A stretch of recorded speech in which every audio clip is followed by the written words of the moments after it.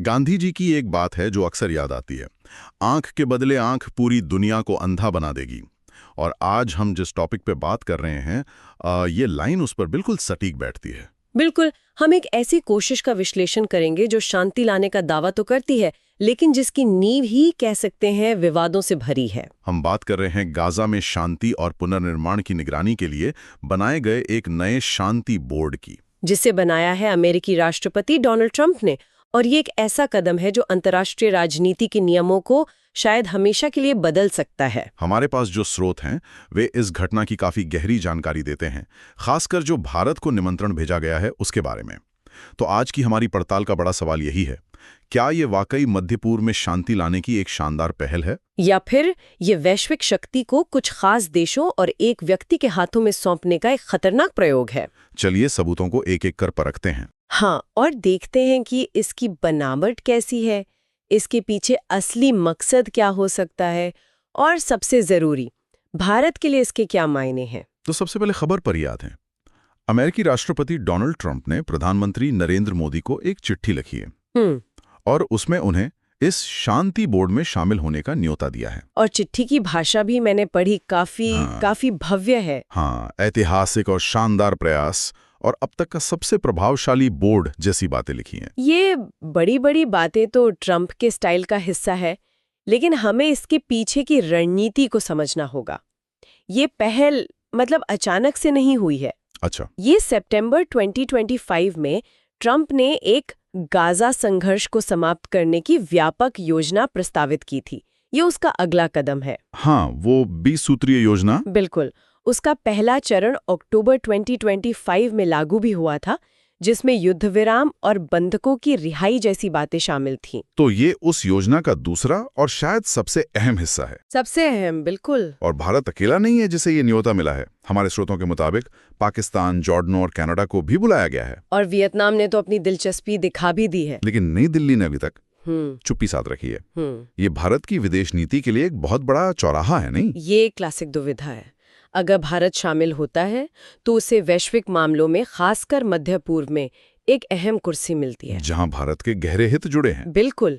लेकिन दूसरी तरफ ये भारत को एक ऐसे विवादित संगठन का हिस्सा बना देगा जिसका नेतृत्व पूरी तरह से अमेरिका के हाथ में है और जिसकी कार्यप्रणाली पर इतने गंभीर सवाल हैं। ये हमारी जो गुटनिरपेक्षता की पारंपरिक नीति रही है उससे एक बहुत बड़ा भटकाव होगा। चलिए अब इसकी बनावट पर आते हैं, क्योंकि यहीं से कहानी असल में दिलचस्प होती है।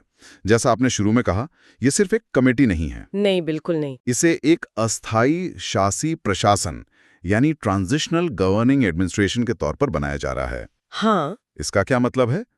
क्या यह बोर्ड एक तरह से गाजा की केयरटेकर सरकार जैसा काम करेगा? आपने बिल्कुल सही समझा। इसका मतलब है कि इसके पास सिर्फ सलाह देने की नहीं, बल्कि गाजा में असल प्रशासनिक और कार्यकारी शक्तियां होंगी। मतलब पुनर्निर्माण से लेकर सुरक्षा तक बड़े फैसले यही बोर्ड लेगा। और इसे कानूनी ताकत भी दी गई है। पिछले साल संयुक्त राष्ट्र सुरक्षा परिषद यानी UNSC में अमेरिका ने एक प्रस्ताव पास करवाया था। एक मिनट, UNSC में ये प्रस्ताव पास कैसे हो गया? वहां तो रूस और चीन जैसे देश हैं जो अमेरिकी नेतृत्व वाली किसी भी पहल को वीटो करने के लिए तैयार रहते हैं। बहुत अच्छा सवाल है। देखिए, वो मंजूरी भी आसानी से नहीं मिली होगी।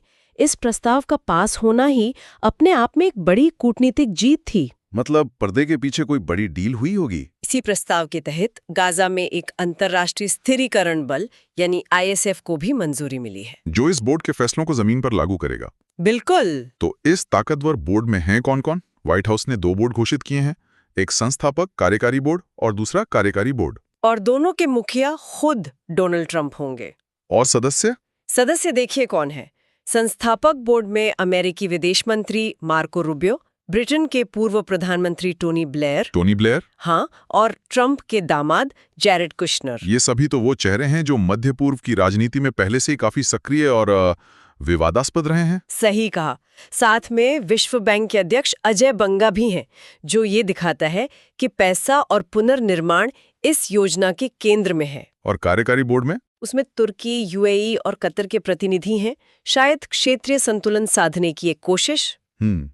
लेकिन मुझे इस लिस्ट में एक बहुत बड़ी कमी दिख रही है, एक बहुत बड़ी। आप बिल्कुल सही जगह पर पहुंचे हैं।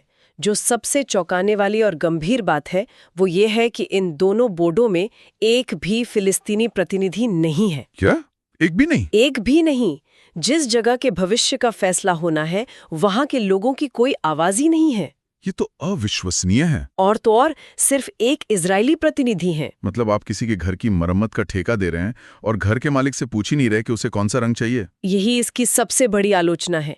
ये दिखाता है कि इस पूरी प्रक्रिया को ऊपर से थोपा जा रहा है। ये तो शांति स्थापित करने का एक टॉप डाउन मॉडल हुआ। बिल्कुल, जो ये मानता है कि बाहरी ताकतें ही संघर्ष का हल निकाल सकती हैं, जबकि इतिहास बताता है कि स्थायी शांति तभी आती है जब संघर्ष के दोनों पक्ष समाधान का हिस्सा हों। और जाहिर है इस पर प्रतिक्रिया तो आई ही होगी। हाँ, तुरंत। सुना है इजराइल, जो अमेरिका का सबसे करीबी सहयोगी है, वो भी इससे खुश नहीं है। खुश नहीं है, ये तो बहुत नरम शब्द होगा।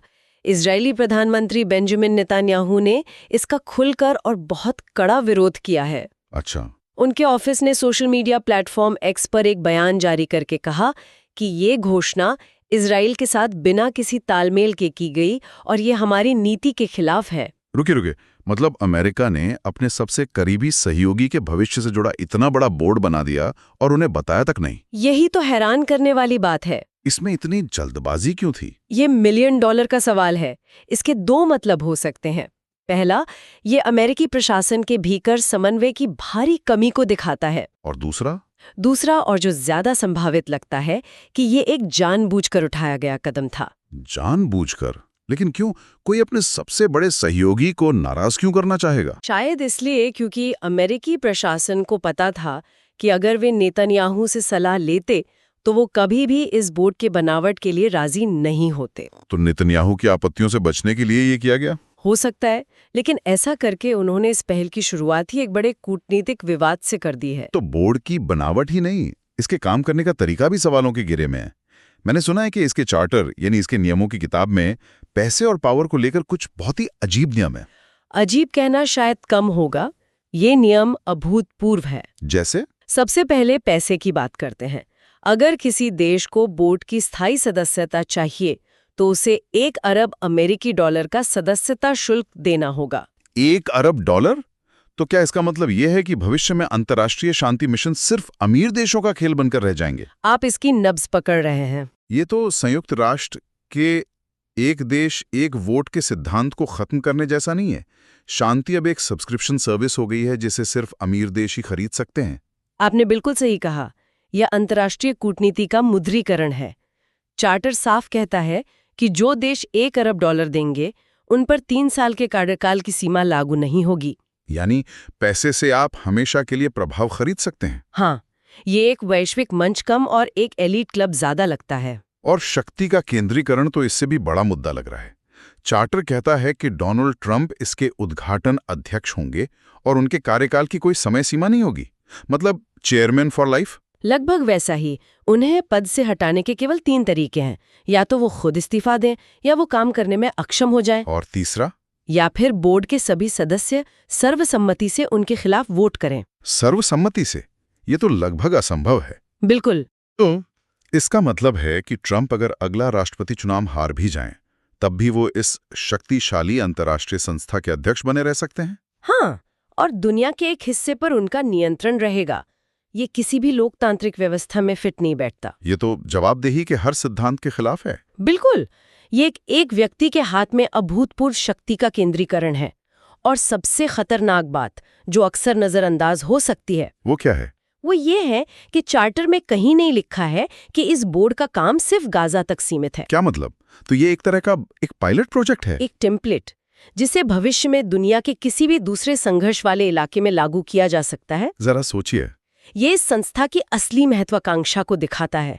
ये सिर्फ गाजा के लिए एक अस्थायी समाधान नहीं है, बल्कि ये वैश्विक संघर्षों को मैनेज करने का एक नया मॉडल बनाने की कोशिश हो सकती है। एक ऐसा मॉडल जिसका रिमोट कंट्रोल वॉशिंगटन में एक ही व्यक्ति के हाथ में होगा। संयुक्त राष्ट्र जैसी संस्थाओं को दरकिनार कर खवे। तो इस पूरी गहरी पड़ताल को अगर हम समेटें तो हमारे सामने क्या तस्वीर उभरती है? पहली बात तो ये कि गाजा के लिए एक नई, बेहद शक्तिशाली और पूरी तरह से अमेरिकी नियंत्रण वाली अंतर्राष्ट्रीय संस्था बन रही है, जो यूएन के पारंपरिक तरीकों से बिल्कुल अलग है। दूसरी बात, भारत को इसमें शामिल होने का एक अहम न्योता मिला है। ये एक बड़ा मौका भी है और एक बड़ा खतरा भी। ये भारत की विदेश नीति के लिए आने वाले समय का सबसे बड़ा फैसला हो सकता है। तीसरा और शायद सबसे चिंताजनक पहलू, इस बोर्ड की बनावट और इसके नियम ही अलोकतांत्रिक हैं। फिलिस्तीनियों की कोई मौजूदगी नहीं, अध्यक्ष के पास असीमित अधिकार और सदस्यता के लिए इतनी भारी कीमत कि ये एक अमीरों का क्लब बन जाता है। और चौथी बात, अमेरिका का सबसे करीबी सहयोगी इजराइल ही इसके विरोध में खड़ा है, जो शुरू से ही इसकी सफलता पर एक बड़ा प्रश्न चिन्ह लगा देता है। स्रोतों ने इस शांति बोर्ड की पूरी रूपरेखा तो हमारे सामने रखती है, लेकिन अब सोचने वाला असली सवाल ये है, और ये सवाल नीति निर्माताओं और हमारे श्रोताओं के लिए है, क्या स्थायी शांति को सच में बाहर से पैसे और ताकत के दम पर थोपा जा सकता है? खास तौर पर तब जब इसकी बनावट ही संघर्ष में शामिल सबसे जरूरी आवाजों को नजरअंदाज करती हो। ये भविष्य के वैश्विक संघर्ष समाधान के लिए क्या मिसाल कायम करेगा? क्या ये एक नया मॉडल है या फिर एक खतरनाक प्रयोग? ये एक ऐसा सवाल है जिस पर दुनिया भर में गंभीर बहस होनी चाहिए। अगर आपको ये विश्लेषण और चर्चा उपयोगी लगी, जो द प्रिंट जैसे प्रतिष्ठित प्रकाशनों में छपे लेखों पर आधारित है और यूपीएससी जैसी परीक्षाओं के साथ साथ आम नागरिकों को भी वैश्विक मामलों की गहरी समझ देने की कोशिश करती है, तो हमें लाइक और सब्सक्राइब करें। अगर आपके कोई सवाल हैं या आप कोई और विषय सुझाना चाहते हैं तो हमें कमेंट्स में जरूर बताएं।